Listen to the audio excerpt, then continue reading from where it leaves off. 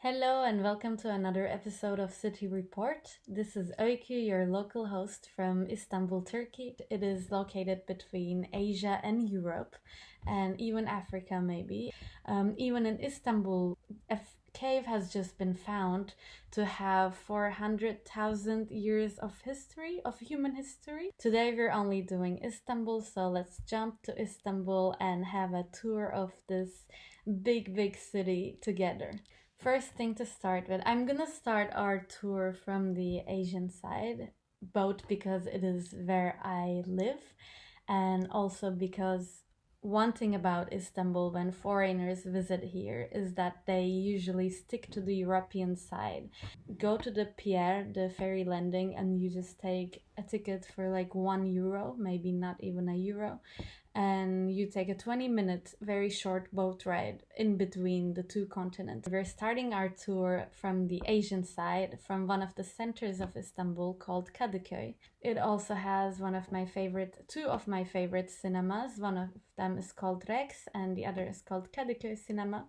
They are both old cinemas. Here we also have these old bookstores a lot, like second-hand, fifth-hand books.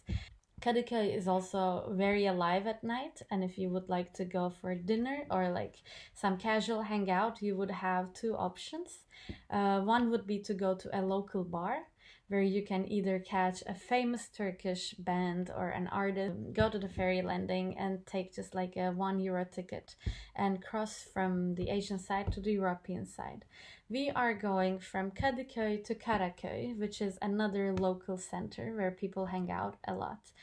You can see old harem buildings, old Ottoman rooms. It is very rich, very alive, and you will like it, since Turkey has a lot of rich ancient history. So I definitely recommend you to check that out as well. It is an underground cistern where the water storage of the old city was located, so it is very interesting.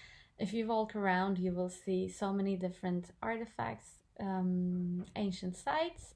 So Eminönü and the historical part is a must-see. Will be this train station, the old train station called Haydarpaşa train station. It's very beautiful. It's an architectural gem and it has a lot of history. You will see the Maiden's Tower, which is also an ancient place. It has some old history about a princess living on that little island by herself, and now we have obviously, like, through the years it's changed a bit and now it is a restaurant. While approaching Karaköy, you will see a big tower.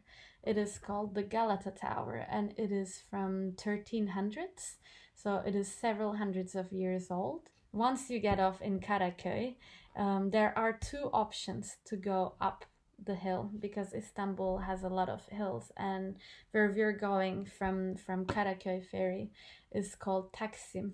Before we do that, I recommend you to get some börek and some Turkish tea or Turkish coffee. In Karaköy, around the ferry landing, you will see so many börek shops. It is this Turkish pastry. You can have it cheese, potatoes, meat. One is a tram. It is the second oldest tram in the world.